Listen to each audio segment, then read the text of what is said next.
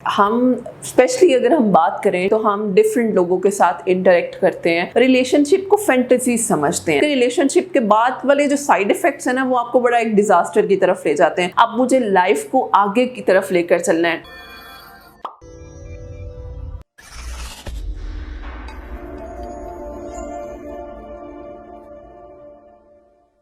Breakup के बाद होने वाले स्ट्रेस, एंजाइटी, डिप्रेशन से इंसान खुद को कैसे निकाल सकता है। हम स्पेशली अगर हम बात करें टीन एज से फर्दर, जब हमारी उम्र बढ़ती है तो हम डिफरेंट लोगों के साथ इंटरेक्ट करते हैं।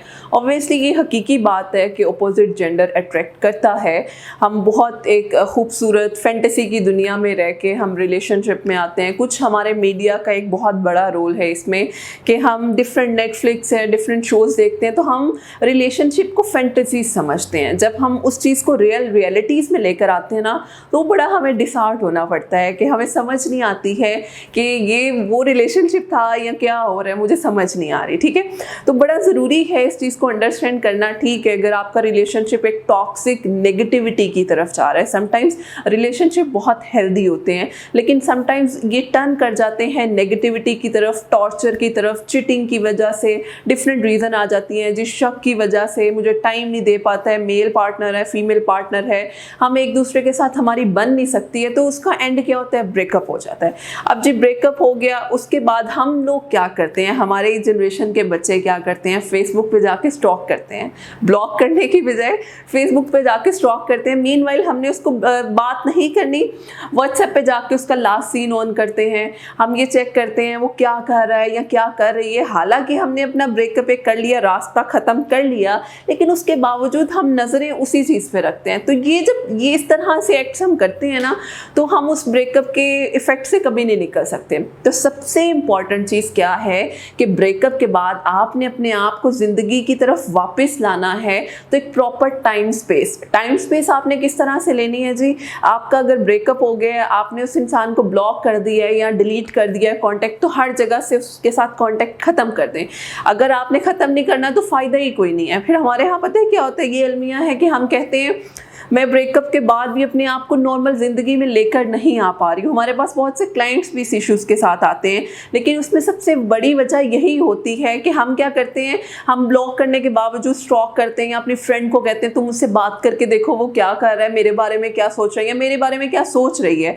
तो ये चीज़ें ना आपके रिलेशनशिप के बाद वाले जो साइड इफ़ेक्ट्स हैं ना, वो आपको बड़ा एक डिज़ास्टर की तरफ ले जाते हैं। समटाइम्स वो एंजाइटी की तरफ चला जाता है, डिप्रेशन की तरफ चले जाता है या मेंटल हेल्थ इश्यूज़ की तरफ चला जाता है। तो बड़ा ज़रूरी है टाइम स्पेस लेना। ठीक है, आपने स्पेस ले ली। दूसरी चीज़ क्या इंपॉर्टेंट है, ठीक है आपको वक्त चाहिए उस चीज़ से निकलने के लिए, लेकिन एक्सेप्टेंस बहुत ज़रूरी है। जब तक आप एक्सेप्ट नहीं करेंगे जी ठीक है मेरा ब्रेकअप हो चुका है, अब मुझे लाइफ को आगे की तरफ लेकर चलना है, मूव ऑन करना है। मूव ऑन हम सिर्फ वर्बली कह तो देते हैं लेकिन हम मूव ऑन कर नहीं पाते हैं। मूव ऑन अगर आप करना चाहते हैं, प्रोफेशनली इतने प्लेटफॉर्म है जो आपको गाइडलाइन देते हैं, आप अपने आप को सेल्फ टाइम दें। ठीक है, इसमें बात आ जाती है ठीक है आपका किसी भी वजह से ब्रेकअप हुआ है, उसमें ये देखें आपकी कोई गलती है या पार्टनर की कोई गलती है जो आपको लगता है कि आपको जिस पे काम करने की ज़रूरत है, आपके मूड टेंट्रम्स हैं या एंगर इश्यूज हैं या कोई भी इशू है, उस पे काम करें। ठीक है, एक तरफ तो आप उस पे काम करें, दूसरा अपने आप को वक्त दें। आपको क्या लगता है, वॉक शुरू कर लें, अपनी थोड़ी सी फिजिकल एक्टिविटी बढ़ा लें।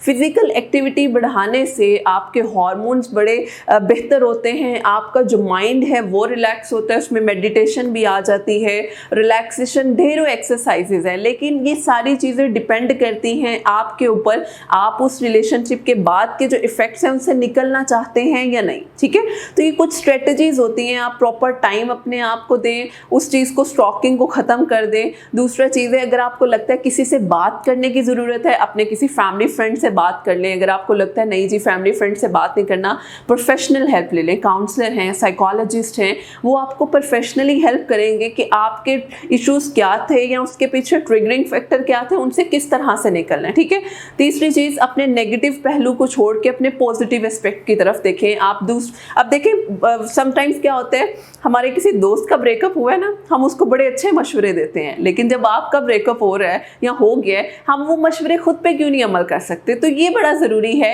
जो आप दोस्तों को मशवरे देते हैं वो अपनी पर्सनल लाइफ पे इम्प्लीमेंट करें, ताकि आप अपनी ज़िंदगी को बेहतर तरीके से गुजार सकें। उम्मीद करती हूँ आपको इस वीडियो में थोड़ी हेल्प मिली होगी। मज़ीद आपको लगता है कि आपको मज़ीद इस पर बात करने की ज़रूरत है, या आपकी पर्सनल लाइफ में कोई इशू चल रहा है, तो आप उसके लिए प्रॉपर अपॉइंटमेंट भी ले सकते हैं। Thank you so much.